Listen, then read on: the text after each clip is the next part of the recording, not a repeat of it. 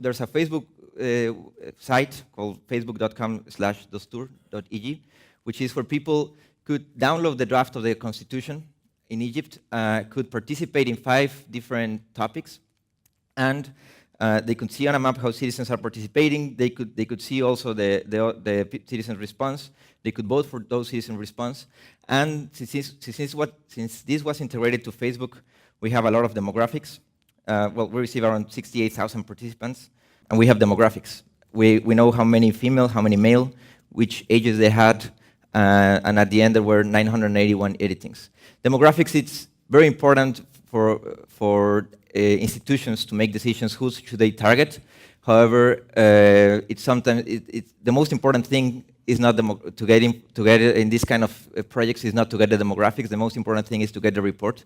So if you can get the demographics without actually telling the reporter to tell you their age, their gender, much better. Other governance projects include, for example, public services reports, telecommunication problems in Mexico. For example, the government has identified, and this is real. Eric was there. On Wednesdays at 6 p.m., it's impossible to make a phone call, a 5-minute phone call, and we have this here. At 6 p.m., most mobile operators fail. We don't know why, but that's the data, and the government has it, so they're trying to figure it out. Also in Bogota, public services, civic innovation. This is when we work with organizations. In Mexico right now, very important stuff is happening in terms of education. So we are receiving the panzazo. It's a Mexican expression that means that you barely pass a class. Panza, it's the stomach, so it means like you dive. So we're receiving all the information how schools are in Mexico. Students are telling us if the teacher falls asleep at the class, if he doesn't come, if there's not enough material. So we're crowdsourcing all that information, and then we're putting it together with other NGOs, and now they're working on an education reform using crowdsourcing information. Using Mapbox, we also are tracking, unfortunately, a very important topic in Mexico is violence against journalists. So we are tracking all violence against journalists in Mexico and Central America, and we are making this information public to citizens. And in the north of Mexico, as you might know, there's a lot of violence also in terms of drug dealing. So there's this kind of projects where citizens are reporting via Twitter mainly, and we are verifying the information. We are connecting the institutions so they can receive the reports, the police or the military, so they can receive the reports and act upon that information.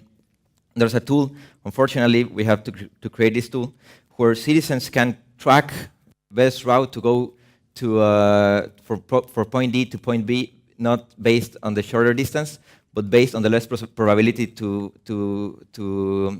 be robbed or to be in the middle of a gunfight.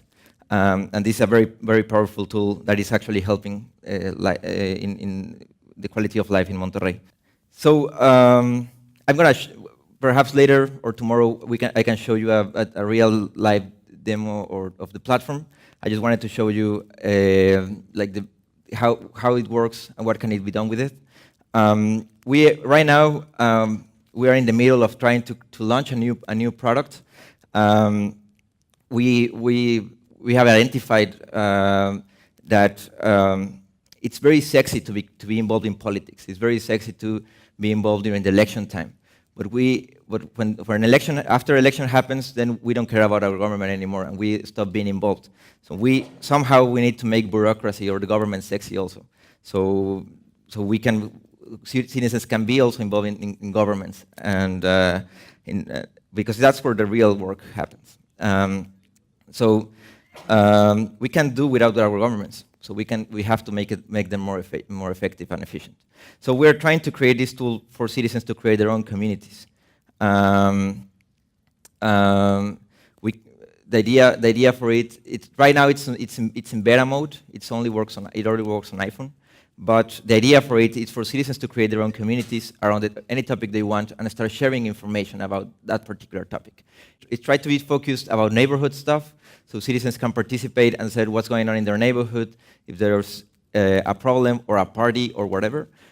But our most important thing that we want to prove with this is that we can make better decisions on how to improve citizens' life if we limit public participation just to voting every once in a while.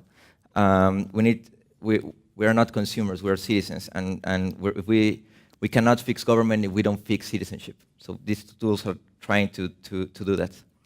In a very broad way, this is what Citivox is doing. Thank you.